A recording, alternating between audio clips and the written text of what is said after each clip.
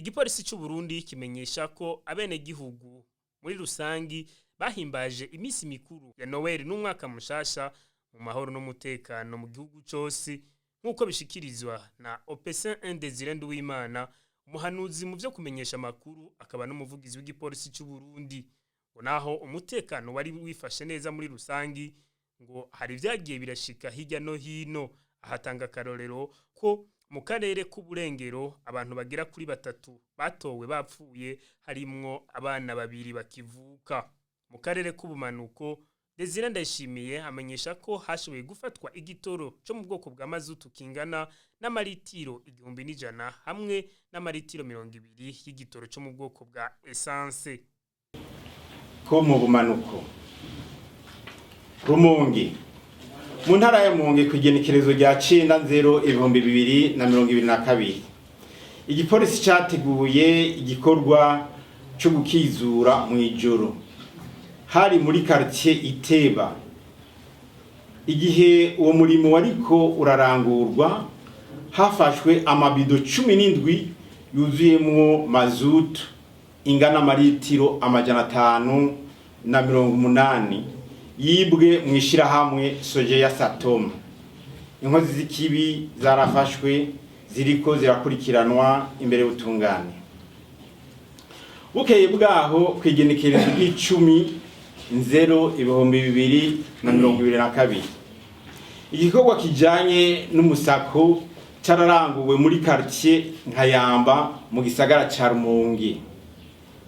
Icavuye muri ico gikorwa, hatowe ibido 15 zuzuye amazutu zuzuye amaritiro 520 y'amazutu. Ibido imwe yuzuye amaritiro 200 ya essence. Ibigunguru bitatu bigaragara bijamwe amaritiro 205. Nayo mu karere k'uburaruko, umuvugizi w'igipolisi amenyesha ko abanyarwanda bagera kuri 15 byavugwa ko bahunze urukingo urucanco rwa coronavirus mu gihugu cabo barashoboye gusubizwa inyuma. Eka ngo n'ibiro 27 by'urumogi byarafashwe muri ako karere. Mu karere k'ubuseruko abantu 12 baritavye Imana, harimwo 4 bagitanywe n'amasanganya yo mwibarabara. Komine Gashoho umusozi mugenjwa itariki ya mbere y'ukwezi kwa 0/2022 abanyagihugu batoye mwibuye ikiziga cy'uwitwa Claude Apollinaire w'imyaka 21. Umuhisi yarafise ibikomere mu maso. Abamwishe ntibaramenyekana, mugabo abantu 5 bikweka ko icaha barafashwe ngo bakorwe ko amatohoza. Komine Muyinga umusozi kuganirwa itariki 22 Kigarama 2021 umugabo azwi ku izina rya Ntagahoraho Pamphile yarishe umugore wiwe akoresheje umupanga. Yaciye yiyahura mu kunywa ishano. Icatumye ivyaha bikorwa nikaramenyekana, mugabo abajeri umutekano bariko barakora amatohoza. Komine Gasogwe umusozi Bihogo igenekerezo rya 4/2022 uwitwa Toyi Innocent yazimanganije ubuzima bw'umugore wiwe. Impamvu nuko umugore yari yanse kumugururira umuryango.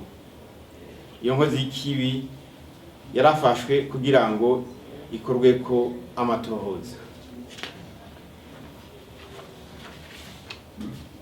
Karuzi Komine Buhiga umusozi Kayange mwijoro ryo kuwa 20 buca ari kuwa 21 Kigarama umutama yitwa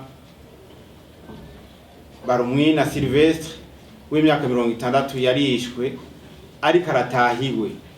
Abakoze iryo bara ntibashobotse bamenyekana, ariko abantu 3 bikweyuka ko ico caha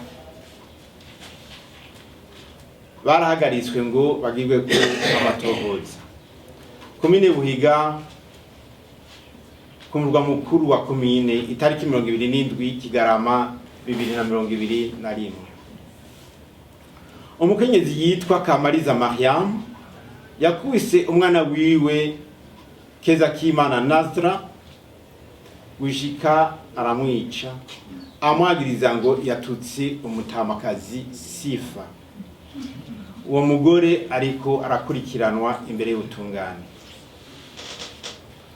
Muri ako karere kose k'ubuseruko habaye amasanganya 8 yahitanye ubuzima bw'abantu 4, abashika 14 barakomeretse, ingendeshwa zabo nazo zaranonekaye cyane. Igipolisi cy'u Burundi kikibutsa ko abenegihugu bose bipfuza gutabaza ko boshobora guhamagara ku nimero y'igipolisi itariha 413.